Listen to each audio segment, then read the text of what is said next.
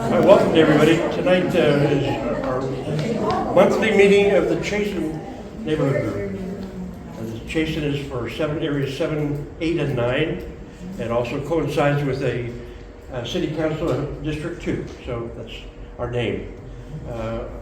Welcome to everybody who is new tonight. If you haven't been here before, we have a program once a month. Only takes about an hour. We try to keep it to about an hour. And hopefully we'll have some good information for you. Let's see, we'll start with the minutes. They were approved and distributed issued through the email. The treasurer's report, we have a total balance of $2,847.06.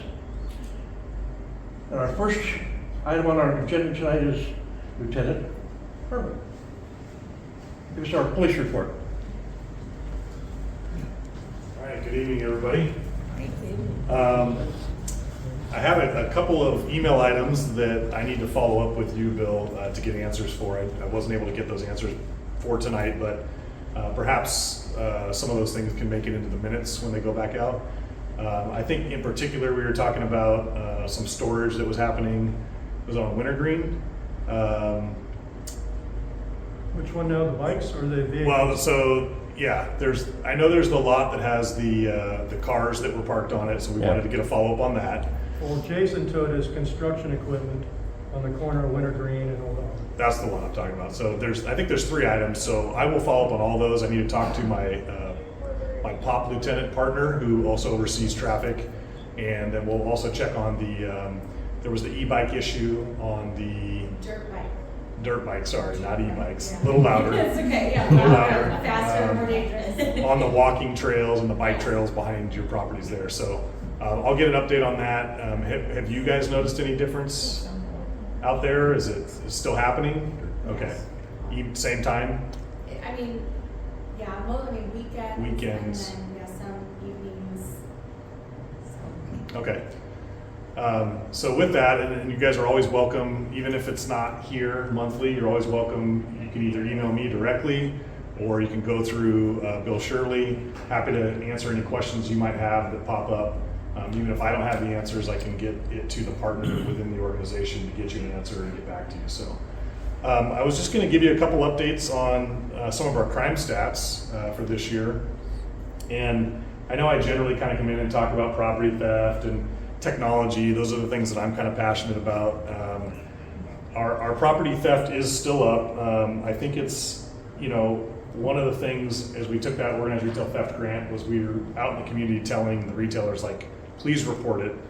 Do not report, which had been going on for a little while because there was some frustration that, nothing was happening, not necessarily with the PD, but maybe at the legal or legislative level. People weren't being held accountable, things like that. So we have seen an increase in reporting, which means our numbers are up too. Prop 36 obviously passed. Accountability is back on the table. And I would say that our Sacramento County DA partners are absolutely focused on prosecuting, especially organized retail theft. What that means in terms of differences, so a petty theft, Johnny that walks into the store and decides he's going to put a Snickers in his pocket and walk out, that's not necessarily what we're talking about. There should be consequences there. They don't always have to be legal. Sometimes it's about education, depending on how old this kid is or whatever. But what we're talking about is the crews that are working in conjunction with one another. They're going up and down the state. They are grabbing armfuls and pillowcases, and whether it's at Victoria's Secret when we have that retailer here, whether it's a Ulta or Target, and they're grabbing cosmetics or whatever. And then they're going on to the social media sites, Facebook Marketplace, other places. OfferUp is another app, and they're basically reselling this stuff. And it's free dollars for them, and so everything they make is pure profit. They're selling it for below market. So there are times where unassuming good people like ourselves might end up on a site and think, oh, well, this is discounted, I could just get it here. If it's too good to be true, it probably is, so just remember that. You don't want to, fund that part of their criminal enterprise. But even without good people like ourselves buying it, there's a huge market for it, and they call that kind of the gray market. And so folks are buying that stuff there. So we continue to see that. Target is probably our most affected retailer, and we're working very closely with them. They have their own loss prevention team. In addition, they have an undercover team that operates kind of regionally. Here's a fun fact for you, and this isn't a secret. In fact, if the criminals know it and it gets out there, it might actually help. When you walk out of Target, they have RFID, they have readers at their exits, right? Those aren't just metal detectors. They can actually tell what you walk out of their store with. So even if you have never, everybody knows with the metal detector, it could set off the metal alarm. But if I filled a bag full of things, or I just put it in my purse or my backpack and I walk out, not only will they know, they'll know how many of what item you took, the size of the item, the color of the item, and the price of the item. So they don't market it, but I don't know why you would, because at the end of the day, like, I think if some of the criminals knew that, they might be less likely to take some of that stuff. So we work with those guys and their teams. All the big box retailers have loss prevention teams for the most part. Some have kind of laid staff off over the years, but technology continues to be a huge help. All of them have closed circuit TV cameras in their place of business. You would be very surprised the amount of communication that retailers, loss prevention, have with one another, even outside of law enforcement. So they oftentimes will know exactly who these folks are. They work in partnership with state, local, and federal agencies to identify folks, and there's a number of different ways we can do that. So we're making an effort. We're coming into our holiday season. We're going to be even more vigilant and out there.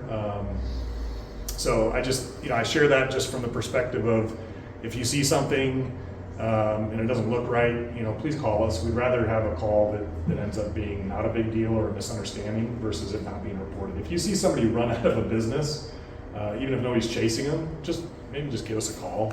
Even if you just say, hey, if this seems suspicious, we'll go check that out.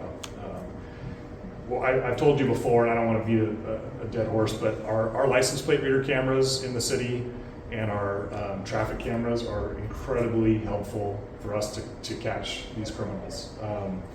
Even if it's not their car, sometimes they're in a stolen car, it's a place to start. It's an investigative lead. So we use those consistently across all crime types, not just property theft. We use them for assaults, you name it, sexual assaults, homicides. So there's just law enforcement is finally kind of catching up with how to intercommunicate with one another. This probably seems odd, but if you do crime in one city, but then you go home to the other city, there's a little bit of a disconnect on how that all works. For example, if you went and shoplifted in Roseville, but you come back here and go home, it doesn't mean Roseville PD is not going to look into it and investigate, but the officers that work this area around your home may not necessarily know it. And what we've been doing is we've been bridging that gap across agencies with our real-time information centers. And so we're communicating better on kind of a bigger, I don't know if it's a bigger level, but it's a more coordinated kind of perspective with one another. So I just put that out there. The holidays are coming up. We have a couple of events. We'll have Shop with a Cop again out of Walmart. We have our holiday referral program, which if you know of any families that are underserved that could use a little extra love this season, on our website within about a week, we will have the application process up, and you can nominate a family, and then that'll go through our vetting process, and then we'll have the opportunity to adopt those families. And I know different NAs in the past, I think CHASEN has done that, have adopted a family. So if that's something that you guys want to do, I can certainly put you in touch with our coordinator on that. Let me just tell you a couple of other statistics.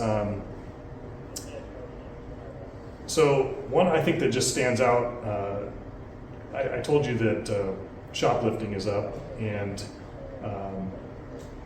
arson is up as well, but that really is these warming fires that our unhoused community often does.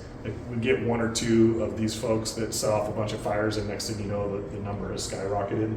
I wouldn't say there's more arson happening. It's really just one or two folks that are causing problems, and then we get them caught. But the number that I'm really proud of is part of our organized retail theft grant was for reduction in property crimes and reduction in stolen vehicles. And our numbers year to date for stolen vehicles. We had 211 at this same time in 2024. And in 2025, at this point, we have 105. So that's 106 fewer stolen cars this year compared to last year. That's a 50% reduction. Why I'm proud of that is not only have our license plate reader cameras, we have about 70 of them throughout the community. It's very hard to get in and out of our community now without us being able to read your license plate. If you're doing nothing wrong, that's not a problem. But if you're here doing things that are not good, we're going to be able to identify your vehicle. And what's happened is we're not the only agency and jurisdiction that have adopted these tools. It's been happening up and down the state. That grant went to a lot of different agencies. And so I think the word is out. The criminals know, like, it's probably not a great idea to steal a car because you're going to get caught. And so we've seen an increase in arrests and a reduction in the number of thefts that are happening. So I think that's a very good stat. Theft is personal, right? I mean, if you and I got into a fight, we both feel probably pretty violated about it, but it's somehow different. Like if you come home tonight and your house is burglarized, that just feels very personal, even though you weren't there for it to happen. And so property theft, your car being stolen, you know, your house getting broken into, or your property being taken, that also feels pretty personal. So we're proud of that stat. I'll pause there. I could go on, but let me just kind of take questions. We also have our trunk or treat event coming up on the 30th of this month, so we'll be in partnership or in our front lot, but I know the medical office building next door oftentimes comes over and participates as well. So that starts at 5 o'clock. We'll have a number of vehicles out there, and then a whole traffic pattern for families and their children to come through. Any questions from any of you all? Thank you. Thank you very much. Yeah, that's great.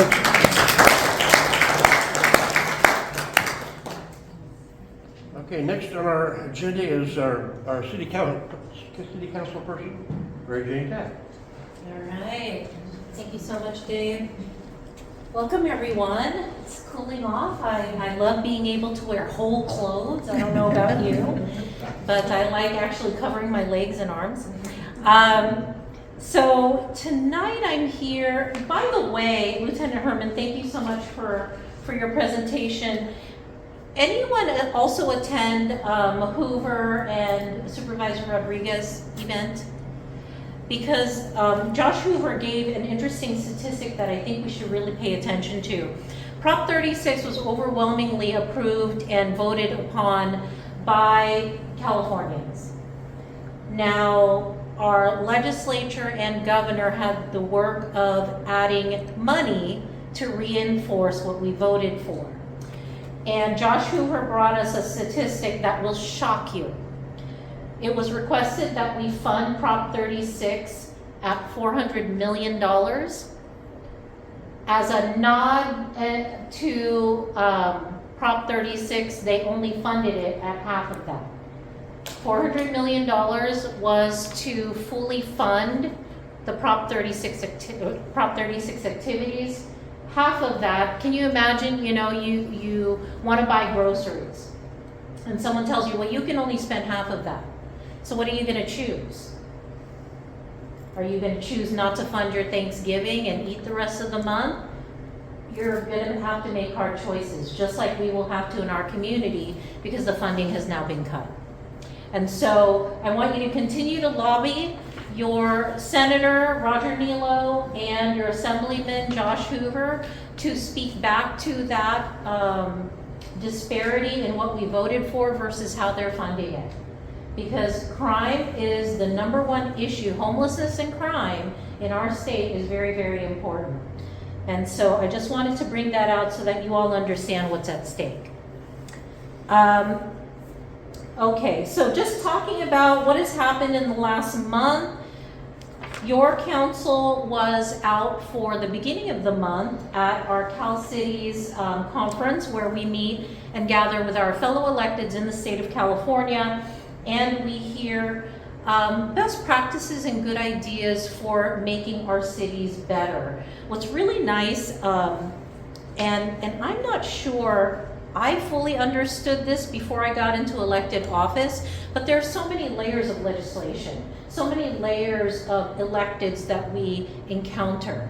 You know, at our closest level, we have our city electeds, but did you know there are water districts, library districts, sewer districts, and in the city of Citrus Heights, we have several sewer districts, garbage companies that are at play. And so we all have various meetings. You know, we have a county jurisdiction. And if you don't understand the importance of all those layers that play a part in your success, your happiness, your satisfaction in being a citizen where you live, you should make sure you understand that. And your county office of elections will give you that entire list of who all your electeds are, so that you know up and down from your very local to your special districts all the way to the federal level, who represents you and who you should talk to when you have issues. It was interesting that this conversation came up in my household from my husband, who's much more politically active than I am. He said, wait a minute. Why am I getting letters from our sewer district and they're having elections and all these other things? I said, don't they mirror your district? I said, absolutely not, and you don't want it to. Because can you imagine if all of our districts aligned, how people could run monopolies? And you don't want that. You want nice competition for the electeds. You want variety in who's representing you, and you want to be able to choose someone you agree with, and that takes variety. And so with that all being said, I play a role at the city level, and at our level, we talk about roads, flow of traffic, law enforcement, and homelessness. At the next level, which is the county level, they talk about health and human services, meaning mental health services as it pertains to homelessness, and larger county-wide initiatives. Locally, you talk to us about your garbage problems, things happening on your local streets, things that you see as you walk in front of your house. And that's really important for me to make sure everyone has a base level understanding. I work with kids, and so I figure if I can explain it to a third grader, a regular person like me walking around who's super busy can understand it too. So thank you for indulging my very basic civic lesson. Let's talk about what we covered at the council level on the 24th, September 24th. We had two subjects that were of particular interest to me. Item number 7 was proposed amendments to Citrus Heights parking violation fines, and that was updating the fine schedule. And it's really just making sure that all of our schedules align with each other and they're notated as such. And also, item number 9 was important to me because it was our flash vote results. Who here gets flash votes in response to them? Thank you for doing that, because you represent the rest of our constituents. You know, flash vote is known for its accuracy if we have enough participants. And if you receive something from flash vote, or if you have not already entered your name into that, please get on there, because then you get to lend your voice to the process. And the flash vote results were for the commercial vacancy ordinance that they're trying to put together. So with flash vote information, along with discussion at the council, we instructed our staff to continue to really look at how we talk about commercial vacancy ordinances so they're not punitive to the ones who do well, but have enough bite in it for those who are chronic offenders. We all know the difference, right? If you paint an ordinance that is the same for everyone, the good ones will drive away business, and the bad ones will continue to ignore. But if you have a scale where you reward good behavior and penalize specifically bad or recurring offenders, you will eventually get some result. And by the way, your energies are going toward the right efforts. So we did instruct our staff to make sure that we are getting that right balance. Now let's talk about upcoming topics that's happening on tomorrow night's meeting. I do invite you to come to the meetings. Again, I think everyone's voice is necessary so that we, your electeds, are representing you well. If I don't see you on the street or in this meeting, I otherwise don't have an opportunity to hear from you. Or if you're not sending me emails, we otherwise don't have an opportunity to hear what your opinion is on these issues that are oh so important that we put it on paper and publish it for 3 days in advance. You know, we're required to do that, so maybe you can take a look at it. A few issues of note. I always want you to participate in something that is under the category of public hearing. Public hearing is where we are essentially opening up the process for everyone to speak back to what is going on. So this process that's up for public hearing is item number 16 with review draft 2026 annual action plan and funding recommendations for the Community Development Block Grant Program. Whenever we are allocating money, perk your ears up. Wouldn't you want to know where your city is putting your money, essentially? You know, everything that we have came from someone who lives in our community or in our county. So please perk up when we are about to make decisions on how those dollars are dispersed. As a private citizen, this is what got my attention the most. When are they dispersing money? What is the metric for dispersing money? How are they measuring success for that disbursement? And what am I supposed to get back from my investment, right? You want a healthy investment from your personal return from your investment? We do too. I will tell you that Citrus Heights is a unique city that absolutely is committed to reaping reward for our investment. We are one of the very few cities that actually have zero debt and money in the bank. We are always afraid that the city will turn around and say, oh, you have money. Maybe we can take your money. And we only have that fear because we have a healthy reserve for a reason that is one of our tenets. You know, being fiscally responsible is us being responsible to you. And so come out when we talk about our money. We also have something fun. Item 17 is designation of the Citrus Heights Art District. You know, a vibrant community has variety in the people, but variety for experiences for you to walk out and enjoy your community. And so we are going to look at an item that recommends a Citrus Heights Art District. Have you seen one bubbling up? Can you tell me where it is? Have you seen some murals pop up that you haven't seen before? How fun. You know, there is a belief, and I think it's pretty well founded, that if you put a mural up, it will not get destroyed. Because artists recognize other artists. How about that? So the more beautiful murals we can put up, the less tagging and nuisance type art will be put up in our community. And so we wholeheartedly support that idea, and what an amazing thing to have an art district.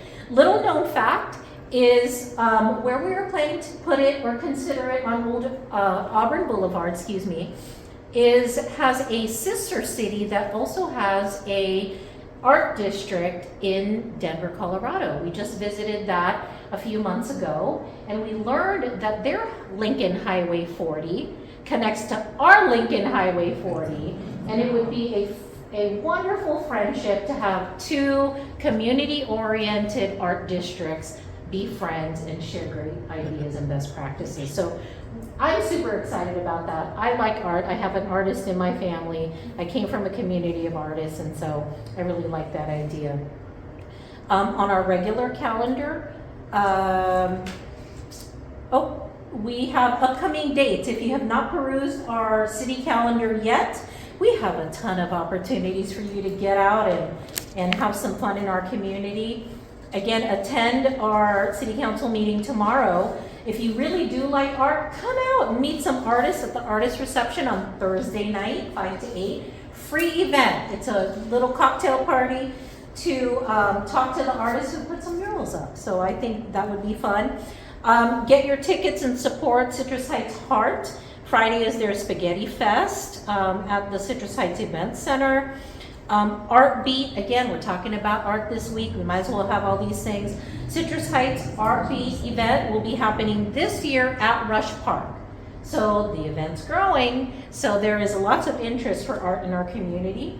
As Lieutenant Herman mentioned, PAL is hosting Trunk or Treat in their front parking area. And please put this on your calendar because we want you all to come out. November 6th, which is a Thursday, is the State of the City event. Come out and hear the roundup of all the wonderful things we've been up to in the city and all the wonderful plans we have for our city. Participate, as we know you love to do. I have never, listen, I grew up in San Francisco. The San Francisco I grew up in was a very vibrant, safe city. It is no longer that way. I'm so glad in adulthood I found another vibrant, safe city to come to. One that functions like a small town and enjoys its residents and provides various environments for it to enjoy the residents and hanging out in our community. So be a part of it. You know, come to a couple things every year and be part of those things. So any questions, concerns, things that don't pertain to Lieutenant Herman but would pertain to me? Yes, Bill. Just a note on the vacancies. Our meeting next month, we'll have a member of your team from the Economic Development. We're also going to have a member from the Chamber speaking to us concerning that issue. And they're going to be asking one of the local businesses to come in and say why they've chosen Citrus Heights as their Perfect. location for business. Good point. Yes, please come next month. Come to this meeting. This is the best meeting in town. Besides the council meetings. Yeah. All right, thank you. Thank you, Ms. Thank you. All right, next on our agenda, we're going to hear from a representative from Republic Services who picks up our trash. Thank you. Megan? Hi everyone, my name is Megan Smith-Fajardo. I know that is a bit of a mouthful, so Megan Smith is just fine if it's too much to remember. I am your sustainability advisor in Citrus Heights. This is a really fancy way of saying that my whole job is to do all your community outreach and education and reporting on things like your tonnage. Today I'm here because, believe it or not, we are almost to the end of the year and we really value your feedback. So we have an annual survey. I have a bunch of flyers, I'm going to leave them in the back. And we want you to participate. If you do, you'll be entered into a $150 raffle to win a bill credit, basically.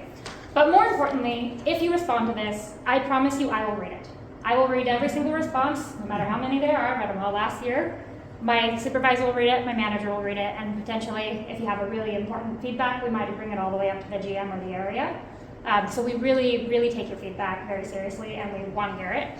You can also give me your feedback right now, and I can help you out as well. But please participate in the survey, because that helps us going forward, knowing what you guys want from us.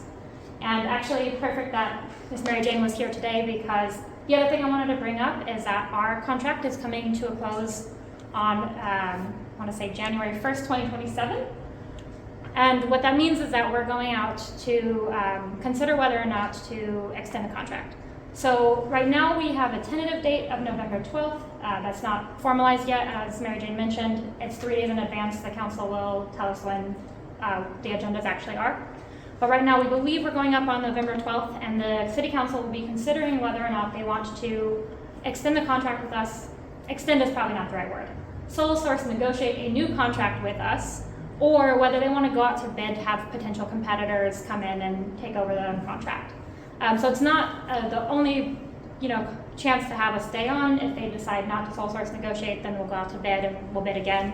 So there is a second opportunity, but of course our preference is to stay with you guys. We love Citrus Heights, we want to keep helping you out. So ideally you love us too, and you want to come out and you want to go to these public hearings and tell the city how much you love us. But if you have an issue, you really should come out and say that there too, because we will be listening and we will take any feedback, good or bad, very seriously, and we do our best to respond to it. And the last little thing I'm going to say before I open it up to questions is we love to be out in your community. We try to find any avenue we can to be more than just your trash haulers. We want to be your community partners. So just last night I was at Area 1 and we're talking about a holiday party. They didn't have funding for pizza that they wanted for their party. I said, well, I'm sitting right here.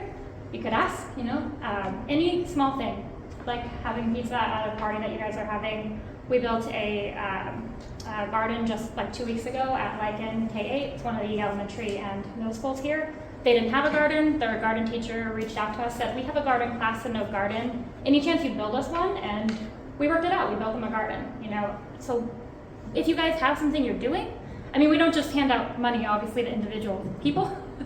But if you're a nonprofit, if you're an organization, if you're a neighborhood area, and you are doing something for the community, like having a party for your community, right? That is something that you're doing for community engagement, and you need support. We want to be that support. So please reach out. I have business cards. I can leave them in the back.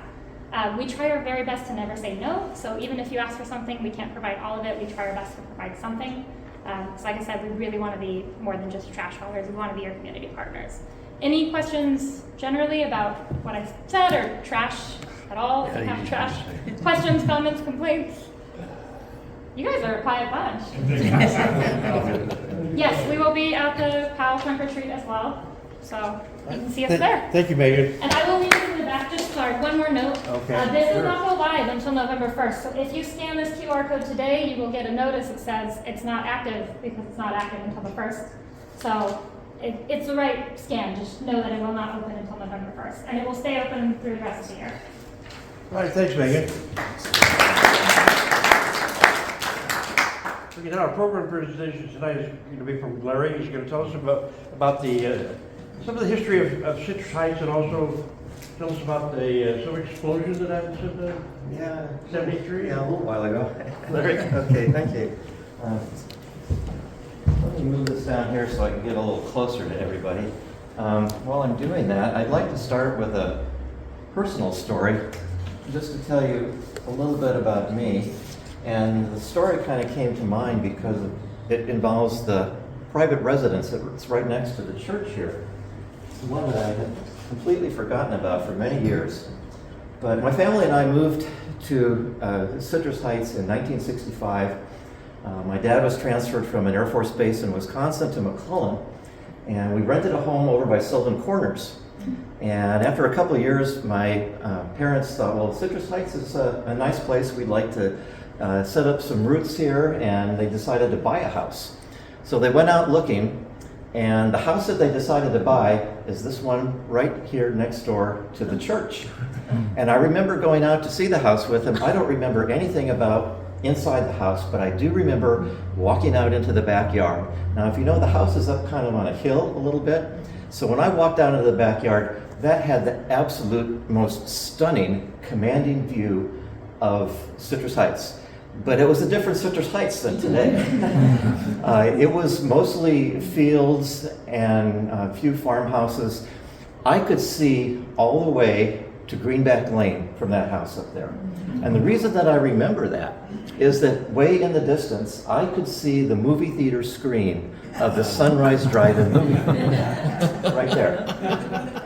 And for some reason, it was way in the distance and it was just a side view, but for some reason I thought that was so cool to be able to see the movie theater screen from the backyard. So when my parents decided to buy the house, I was thrilled. And they made an offer, it was accepted, but then the financing fell through and we didn't get the house. And I was crushed. I lost my movie theater screen. But in the interim, I found out a couple things. One is that God really cares about little details in our lives a lot more than we give him credit for. And the second one is he's got a really good sense of humor. Because 20 years later, my wife and I were looking for a house in the area. We looked for almost a year, couldn't find anything that we liked. We were out driving around one day, and we just happened to drive by this house that had an open house.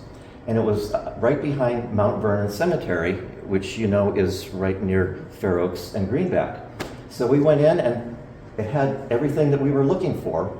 And then I stepped out into the backyard, and there, right in front of me, was the Sunrise Drive-In movie theater screen about 10 times closer than from this house here, and it was a full front view of the theater, or the screen. So I called my wife out. I said, "Oh, you got to come out and see this."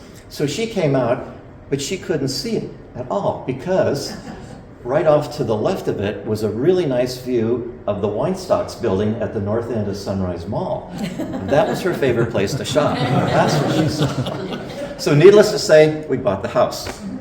And for the next 10 or 12 years, I actually could watch first-run movies from my backyard on the movie theater screen. Now, about 2 days ago, I just knocked on the person's door over here. Very nice young lady. She was gracious enough to let me walk into her backyard. I wanted to see what the view looked like today.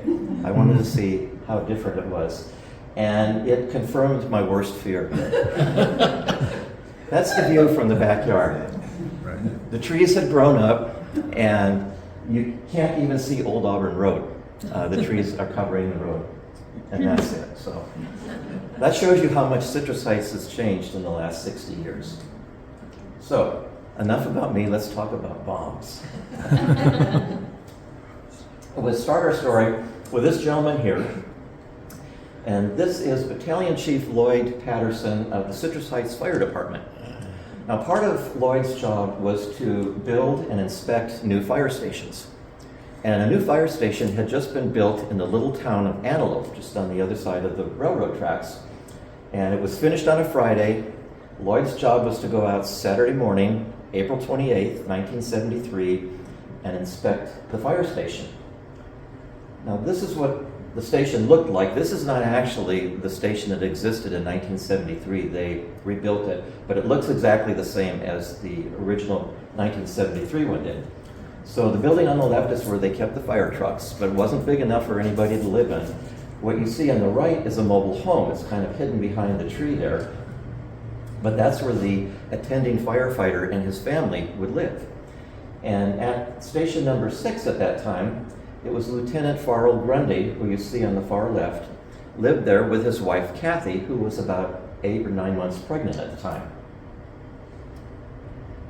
And in the town of Antelope, it was just a small little town of about 30 buildings.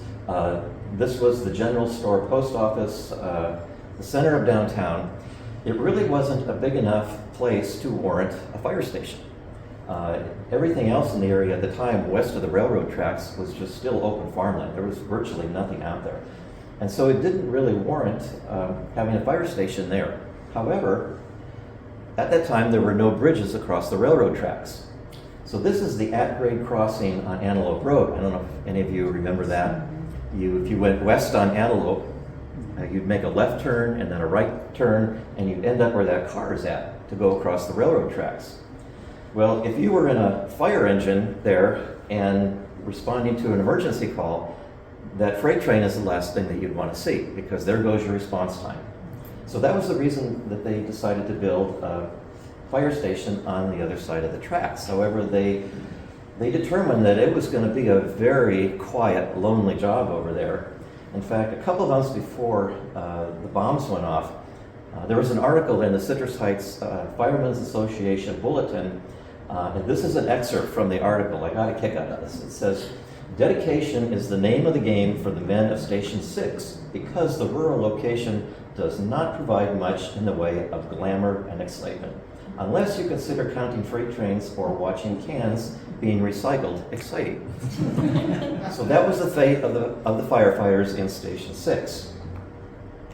Now this is a diagram that shows the layout of the western portion of the rail yard. You can see off to the left is the at-grade crossing of Antelope. And we have the town of Antelope is near the top. Roseville is up off the picture here in the upper right corner, and Citrus Heights is down below. Now, Station 6 was located about right here, pretty close to the railroad tracks.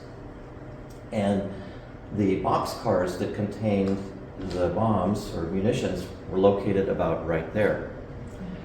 So you can see they're pretty close together.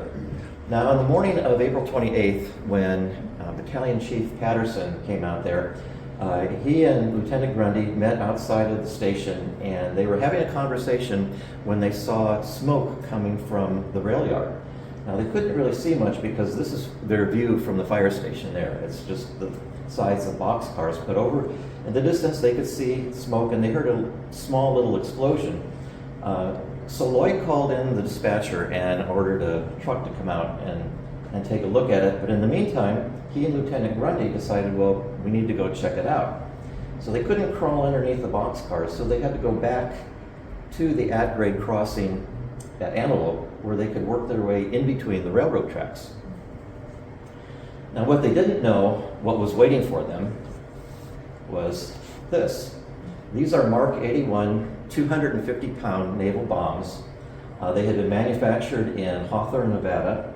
They were being shipped by rail to Oakland, where they were eventually destined for Vietnam. Now, this is how they look as loaded inside of the boxcars. Now, they don't have fuses on them, so you don't see the pointy end on it. And they're packed very close and very securely together. There were 18 boxcars. In each boxcar was 336 bombs.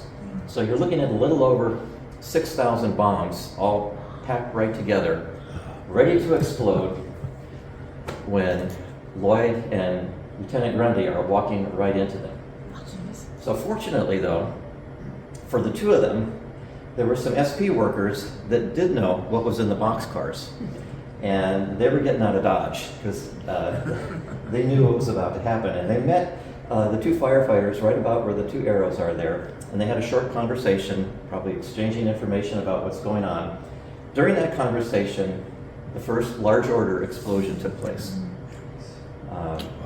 And in the final incident report, it describes that a high order explosion knocked them, the firefighters and the SP workers, knocked them to the ground, apparently with stunning force. I mean, so they were just, flat out on the ground. As soon as Lloyd and Farrell got up, though, they went back to Fire Station 6 and they got Farrell's wife Kathy out, and they just got out as quick as they could. Now, for the next 2.5 hours, there was a series of explosions where all 18 boxcars blew up. So if you can see the debris, what looks like matchsticks down at the bottom, those are the wooden planks that form the bottom of the boxcars. So these are the boxcars being blown apart down to the bottom of the screen. So 2.5 hours, all 18 boxcars exploded. However, what happened was, because the bombs were not fused, a lot of them were blown clear of the explosion area, and they landed on the ground and did not explode.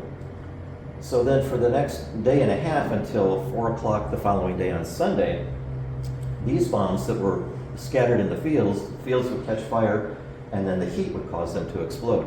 And so for the next day or so, these are the bombs that were exploding. You can see one here in the foreground. It's split open, but it hasn't exploded. So what's happened is all the explosive material that was inside the bomb has been scattered out on the ground. So there were a number of different agencies that responded to this. In fact, these are the 9 agencies. And most of what they did was just form a perimeter to keep people out. They started to evacuate people, and then they had to deal with all the evacuees and how to help them. I thought one thing interesting, there's one agency not listed here that I would kind of expected to see, and that's the Ladies in White. Are any of you familiar with? Oh my goodness, you're from Citrus Heights? Okay, thank you, Karen. The Ladies in White was a very unique to Citrus Heights, all-female, volunteer, emergency first responders. They were started in the day when there were no paid professional EMTs. I mean, if you had a medical emergency or a traffic accident, they were the ones who took care of you, triaged you, got you to the hospital. They were still around in 1973, and I asked one of them, I said, well, was your group involved? And she said, well, all of our husbands were firefighters, and they had all been called out to respond to the emergency. So we had kids at home, and so we didn't get involved. However, if you see that woman who's standing right next to the highway patrol car there, she's wearing a white jumpsuit, and that was the signature uniform of the Ladies in White. So I'm thinking at least one of them made it out there. So with all the emergency groups, they set up a command center over at the administration building at Rush Park. And then as they started to evacuate people, they set up evacuation centers, one of which is, this is the interior of the school cafeteria at San Juan High School. And here's an overview of the area. What's nice about it is it shows the level of development at this particular time in 1973. And you can see that west of the railroad tracks, there's nothing over there. And at Citrus Heights, you can see in between the freeway and the railroad tracks, there's development just starting to begin, but not very much. Now, most of the damage occurred within the 1 mile radius of the explosion, which is the red dot in the center there. And you can see that Antelope, the little town of Antelope and Citrus Heights were the two areas that bore the brunt of most of the explosions. Roseville really didn't. Their closest suburb is a little outside of the 1 mile area. So it was really Citrus Heights and Antelope that felt it the most. Now, on the 2 mile radius is where they had the evacuations. So everybody within this 2 mile radius was evacuated for some period of time. And I remember, I lived near Sylvan Corners just outside that 2 mile radius. And I remember seeing all along Auburn Boulevard, there were National Guard soldiers in uniforms and military vehicles. And it was a little spooky because it felt like you were in a war zone, especially with bombs going off in the background. And this is a close-up of the area that was most affected. Again, the red dot is where the explosions occurred. And you can see that the two subdivisions within the Citrus Heights area, in particular the one that's on Saybrook Drive, were really close to the explosions. And we're going to come back to Saybrook Drive in just a minute. There's another story about that. Now, if this were to have happened today, let me go back to this here. This area here in 1973 looks like this today. So had this happened today, you'd have a lot more casualties, property damage. Now there's a few pictures that stood out to me that I really liked. One is this one here. Again, you can see what looks like matchsticks near the bottom of the explosion. And that's the wood flooring of the boxcars being blown apart. So you can see the size of the fireball. Also notice the people, the looky-loos in the foreground. And you might ask, are they really far enough away to be safe? Well, this picture ran in the Citrus Heights Fire Bulletin about a month after the event. And they captioned the photo in a way that I really got a kick out of it. They said, referring to the people in the foreground, some of the many people whose curiosity exceeded their intelligence. Now these guys had a little bit more intelligence. They at least knew the right way to duck and cover. And this one, I love the car in the foreground. Doesn't it look like they just pulled up to a drive-in movie theater? And you can just visualize the cooler in the back seat with the drinks and the snacks. And they're just sitting there having a good time watching the bombs go off. Now this one, it's, going to the convenience store on an ordinary Saturday morning to get the milk or the bread only. This is not an ordinary Saturday morning. This, a particular 7-Eleven, I believe, was right off of Antelope. So it was pretty close. Now, this is the neighborhood I referred before, the Saybrook Avenue. This is in the Saybrook Drive area. When I showed this, when I made this presentation about 4 or 5 months ago, I had no idea of the backstory of this house. However, somebody in the audience did, and I'm so glad that they shared their story. His name is Jeffrey Flores. He lived in this neighborhood at the time. He said he was 9 or 10 years old at the time. So what do you do when you're a kid on a Saturday morning in 1973? Cartoons. You watch cartoons. He specifically remembers at 8 o'clock in the morning he was watching the Jetsons. And while he's watching the Jetsons, the sliding glass door that was on the rear of the house imploded into the house and landed right on top of him. And then he said about 2 seconds later, the sliding glass door got sucked out of the house and he went with it. Fortunately, kids are pretty resilient. He was okay. But then he also described in very chilling detail how the bombs would go off. He said that at first you would see the mushroom cloud go up, no noise. It was complete silence. You just see the cloud go up. Light travels faster than sound. He said then you would hear the sound of the explosion. And then after that, you would feel the concussion. So these three things would just come at you like that. And then he said after the concussion, he said you'd hear a thunk, thunk, thunk. The thunk, thunk, thunk was the sound of shrapnel and debris landing around you. I mean, that's how close they were. And according to Jeffrey, the house here that's being consumed by flames was hit by a piece of hot shrapnel, and that's how it caught on fire.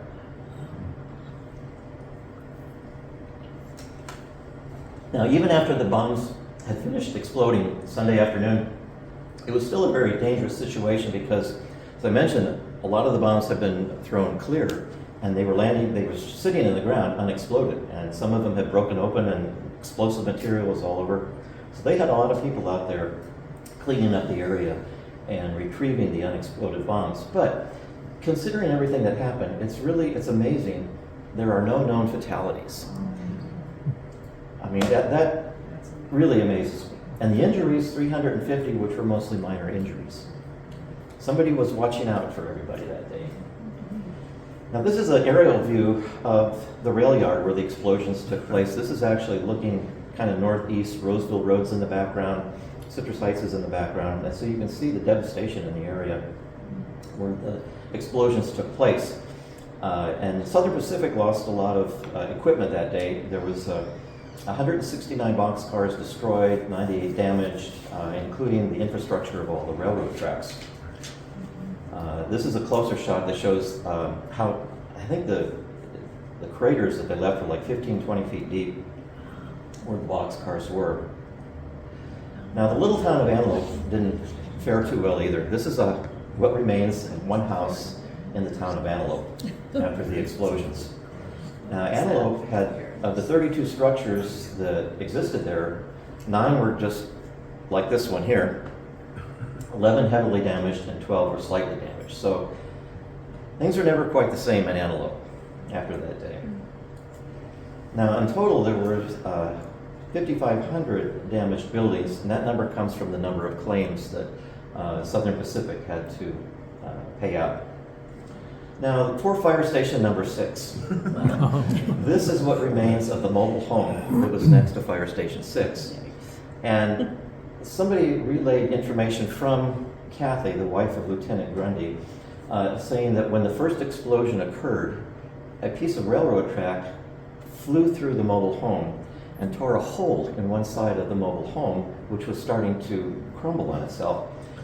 And Kathy said that she was able to escape through that hole in time before the whole mobile home just came down. So she got out with just a sprained ankle. Again, that's very amazing. And then the house where the fire trucks were stationed, this is what was left of it, basically just a concrete slab. Now they did eventually rebuild fire station 6, and that was the picture that you saw early in the presentation, only they did not build it on the same spot. They moved it about 1.5 miles down the road, away from the railroad tracks. Now these are some of the unexploded bombs that they found after the explosions were all done. In total, they found about 1,200 bombs that were unexploded. And they didn't find all of them. I don't know if you remember reading in the 90s, they had a remodel of the rail yard. And Southern Pacific was in such a hurry to get the trains rolling again, they didn't really bother to look for all the unexploded bombs. So they found another half dozen when they did the remodel. And then even as recently as last year, they were building a new subdivision right across the street from where Fire Station 6 had originally been located. And they found, just last year, another unexploded bomb in that subdivision. So be careful when you go through the town of Antelope. They're out there. And this is one of the ones, again, that was, it split open and spilled all of the explosive material out, and they had to have just dozens of people out there just picking all this stuff up so that it wouldn't just lay there. I like this shot because it just depicts the mess that they had to clean up and the destruction that occurred because of the explosions. In all, the Southern Pacific lost $3.5 million to their equipment and their infrastructure, and then the other damage claims was $23 million. This is all in 1973 dollars, though. Today, that would be 25 million, and 166 million was the total cost of the incident. Now, they came out with an investigation report about a year later. Of course, Southern Pacific was pushing for, Navy is building faulty bombs, they're unstable, it's their fault. And then the Navy is saying, no, it's those freight trains, they're not reliable. And so they finally concluded at the end of the report that they don't really know what happened. Mainly because all the evidence was destroyed in the explosion. But they do have a probable cause that they think is what really happened. And it has to do with the design of the freight cars. Now, this is the underneath side of one of the box cars that would have been carrying the bombs. You have the wood floor up there, and then you have the wheel. Now, when the brake shoes are applied to the wheel, there's a lot of sparks that fly up. And you think, okay, well, yeah, the sparks go up and catch the wood floor on fire. Well, they have a spark deflector, a metal plate right above the wheel that they thought was going to deflect all the sparks. But what they think happened was that deflector metal plate was not large enough to stop all the sparks from hitting the floor. And in addition, the brake shoes that they were using at the time were prone to having a lot of sparks. So the two changes that came as a result of this is they expanded that metal plate to cover the entire floor of the boxcar, and they went to a different lining on the brake shoes that did not emit as many sparks. So this information, a lot of the pictures, the content that I've shared is on our Citrus Heights historical website, which is citrusheightshistory.org. You can go there and look at the pictures and read it. The one thing in particular I'd like to point out is we have as a PDF file the entire final incident report that was put out by the Navy and SP. And it's not that long. It's actually kind of an interesting read. It's very clinical, matter-of-fact description of what took place. And then finally, this is some of the folks that I got pictures from. Just two I'd like to point out real quick. Pioneer Mutual Hook and Ladder Society, Randy Wooten, he provided the lion's share of the pictures that we saw today. And then the Roseville Historical Society, I don't know if you've been to the Roseville Museum off of Lincoln Street in Roseville, the old Carnegie Library. It's a great place. You need to go see Phoebe there. She's got a little display about the explosions, and they actually have some artifacts too there, which,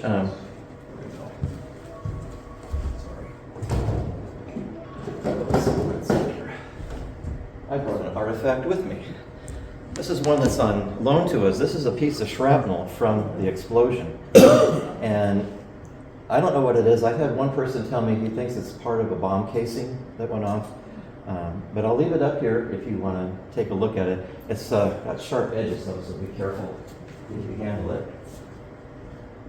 At the Roseville Museum, they have a lot. They have actually the empty bomb casing shells. They have a lot of stuff over there about it. So, how are we doing time-wise?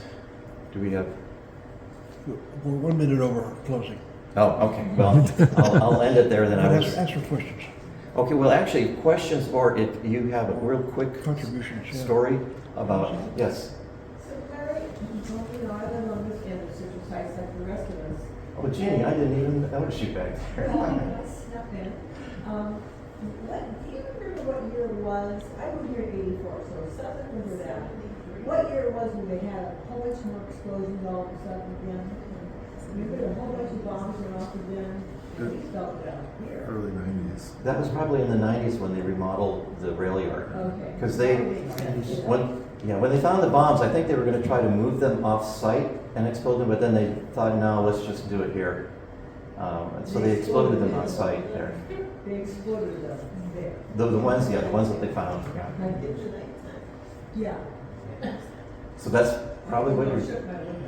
And I'm not sure exactly what year. I think it was sometime in the 90s. It's like 95 or 96 or something. Okay. I went and watched them explode one of them. And I think it was about 8 bombs. Okay. That they found. Okay. We actually own our house because those bombs going off in the train explosion, because we left Wisconsin, and the lady who sold her house on right here, Wonder Street, she said, she's a firm believer in God, maybe because of that, but she said, you left Wisconsin at the same time the trains went off, and now you can have our house, because they had many people bidding for it at the time. Funny. And so she said, it's for you. And so we've been there ever since. Oh, nice. And we left Wisconsin just like you did. Oh, yeah. So, big move. Well, I remember the bombs going off, I was So, there. are you on Wonder Street then, is that? Yeah, we live right here. Oh, on right. Wonder Street. This is a nice area here. I grew up on Old Auburn in Mariposa. Uh-huh. And I actually was living in an apartment, just newly married, little baby daughter, and at Mariposa and Watson Way. Mm-hmm. When the first bombs went off early in the morning, Mhm. my husband just about dropped out of the bed. I mean, he just flew up, and they went off. It was really scary. We ended up going down to my mom's house, and their next door neighbors were the Alcorns, and he actually worked at the railroad. So when you were talking about that, I was wondering if he was one of the SP guys Mm-hmm. that was involved when you were talking about Yeah. the four guys that got together, the firemen and the. Yeah, I don't know who the SP workers were No. that were there. But there were some SP work. There was actually 3 more cars Yeah. that were not involved in the explosion because they had been separated, and some SP workers, very brave, after the other one started exploding, they got in and they pulled them out. So Yeah. they were made. Yeah, I know he was deep into it Yeah. at the time. His name was Eugene. Yeah. Yeah, it was pretty scary. Yeah. Anyone else? So it was like a series of chain reaction. Once one Mm-hmm. ignited, then the ripple effect. So Mhm. Yeah. the initial spark possibly got into one of the bombs and just Mm-hmm. let it rip. Yeah, well, it was most What's the likely theory? the wooden floor caught fire, and it smoldered for a while. So it took a while till it smoldered, and the heat eventually set one of the bombs off. And then once one of them went off, then it was just chain reaction from there. Because it was heat that would set, without the fuse, heat was the only thing that could set them off. It's very momentous to my family because my husband was California Highway Patrol, and he was called, well, we had a radio in the house anyway. He was called to come and cover and just keep people out and do what they had to do for weeks. Yeah, there was a lot of people that wanted to get as close as they could. I didn't know to get far away. I'd like to mention one thing. Our next Historical Society event, I know there's a State of the City event coming up, but on the same night we're showing a documentary video on Ted Mitchell and Mitchell Farms, where Ted talks about 160 years of history of his family farm. It's a really good documentary, and in fact, I think Jeannie's going to be there, right? I am. She was the instigator of the documentary. So I have some flyers back there. If you want to take a flyer, there's a sign-in sheet if you want to get on our mailing list to get more information about our upcoming events. That's there too. And thank you very much for having me out here. Thank you, Larry.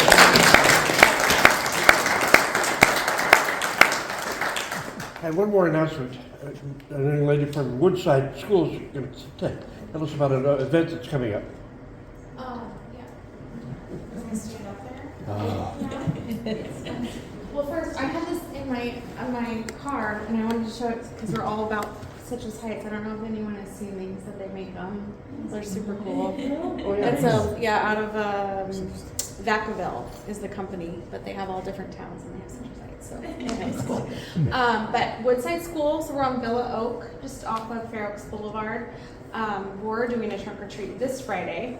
So no, it's short notice, but we would love if anyone from the area, it's open to everyone if anyone wants to, have their vehicle in, do the trunk or treat, or we're also taking candy donations for the vehicles for the kids. And so anyone would like to donate or be part of it? It's from 6 to 7:30 on Friday. and we're a Title I, like low-income school, so we try and do as much as we can for the kids with as little money as possible, so we, stretch our dollar going. So if not this event, we'd love to, partner with people down the road too for more community events with the school. The community outreach team member of the school is Miss Clark right there. She teaches first grade, and I'm treasurer PTO, and Sierra is a PTO president. So, and her and I live in the area too. Thank you. It's called Trunk or Treat. Trunk or treat. Trunk or Treat. Going to be at the Woodside School on Friday from 6 to 7:30. All right, what else we got here? We have upcoming events. We talked about coming up Friday. In November, we're going to have a team member from City Economic Development and the Chamber of Commerce come and talk to us. That'll be our meeting in November. December, we don't have any monthly meeting because we'll be focused on the Giving Tree, where we get gifts and we give them to children from the area.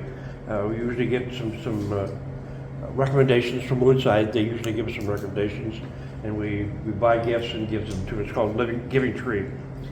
And then in January, our monthly meeting will be the New Year meeting. It'll be a Greet Pizza Party. Yeah, that sounds like fun. That'll be in January. That's our new business, old business. We're not going to have a drawing today because I didn't give out tickets, so so we don't have any drawing today. So that's our thanks for coming.